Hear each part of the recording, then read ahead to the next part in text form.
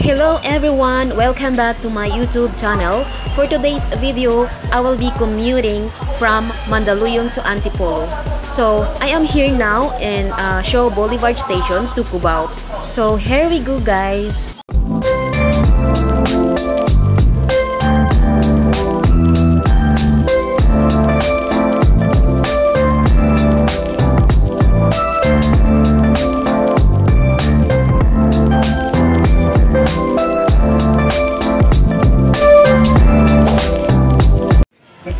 Hello mga lakwachero, lakwachera, nandito na ako ngayon sa Cubao. So dito ako dumadaan sa Araneta Center Shopping Mall papuntang LRT station. As you can see, ang daming tao dito ngayon kasi rush hour.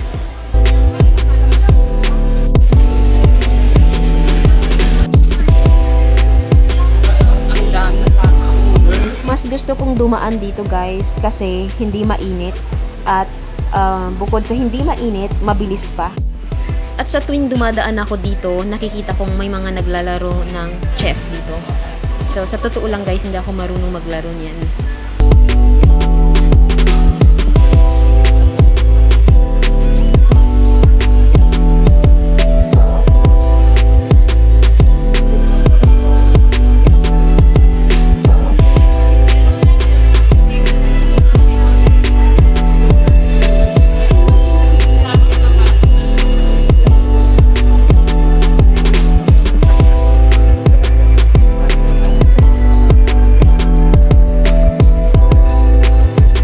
Going to LRT papuntang Antipolo.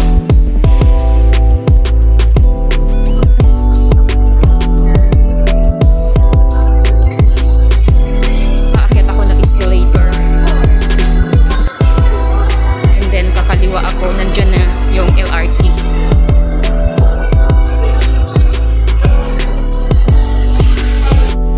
I turned left side and then the exit was there, going to LRT station.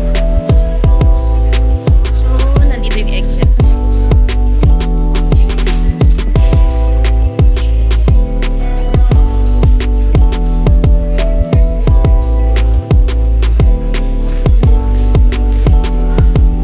Pagka-exit mo, nandito na yung LRT guys.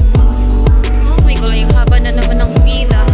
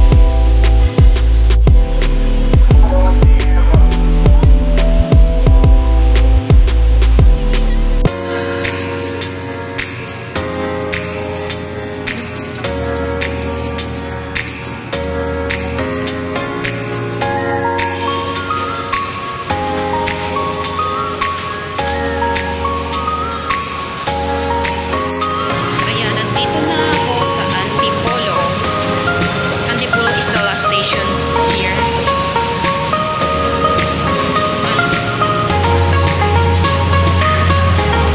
So ayan guys, nandito na ako sa Antipolo. Pupunta ako ng SM Masinag. Doon ako mag-aabang ng sasakyan. Yung e-trike na blue ang sasakyan ko. So hahanapin ko pa. Naghahanap ako ng e-trike na blue, wala akong makita.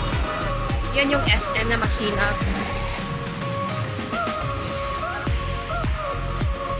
Eh, green naman ang nandito, hindi blue.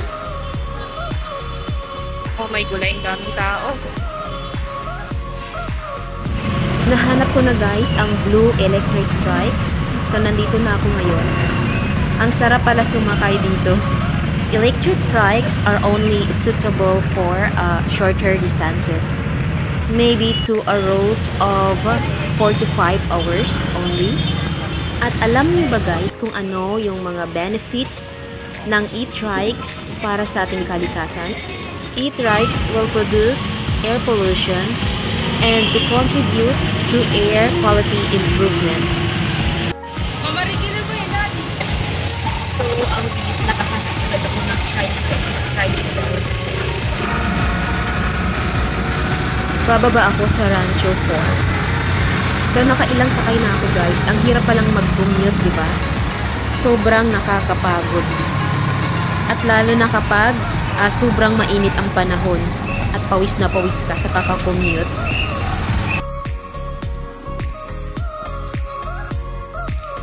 Finally guys, nandito na ako ngayon. Nakarating na ako sa aking patutunguhan dito sa Antipolo.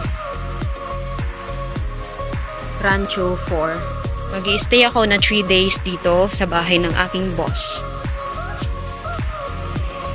Only 3 days and then babalik na ako ng Mandaluyong ulit.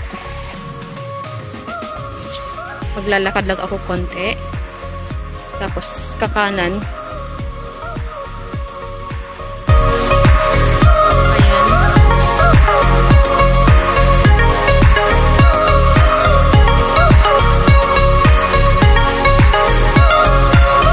Apalosa Street pala dito. So doon ako sa Longhorn Street.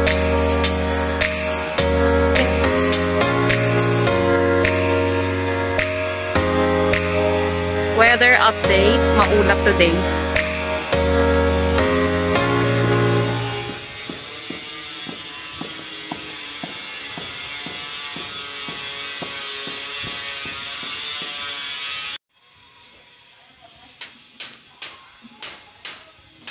So, ayan, nandito na ako. Ayan, itong gate na to.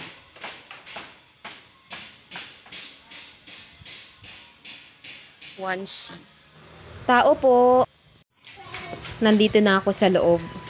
At syempre, extra yaya ako for today at katulong. Sobrang busy kasi ng boss namin, naawa naman ako. Salig!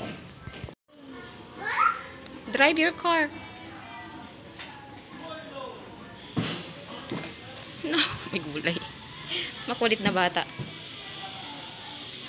Drive your car here, oh. Your car. What is that? Huh? What is that? Dried leaves? Dried leaves.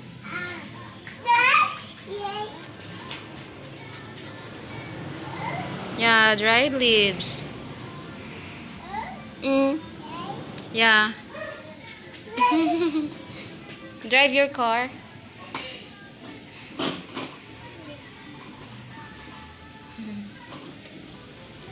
Ang makulit na bata. Are you makulit? Are you makulit? Huh? Maki! The name of dog, Maki. Maki! Maki! Maki! Weather update, still cloudy. So, ayan, si Ate Bebang gumagawa ng barbecue for our lunch. And every weekend, nandito rin siya para maglaban ng malabundok na labahin dito.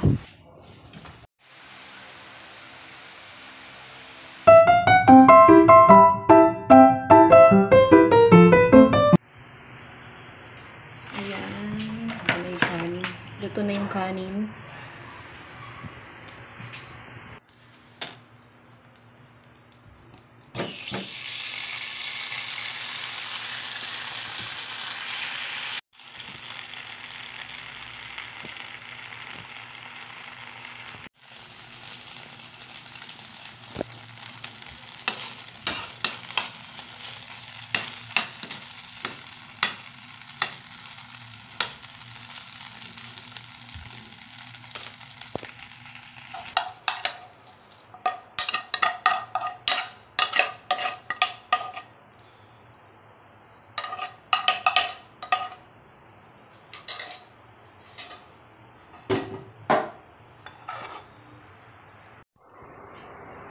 So today, it's Monday. Mamayang hapon, babalik na ako sa Mandaluyong.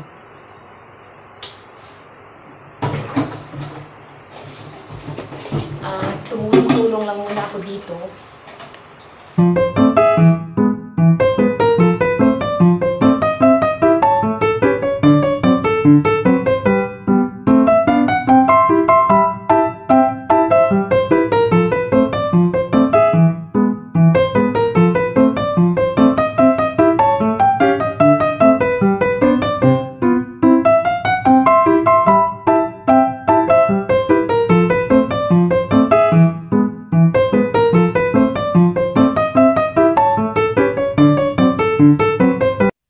So ngayon, ready ko na yung mga gamit ko kasi babalik na ako ng Mandaluyong.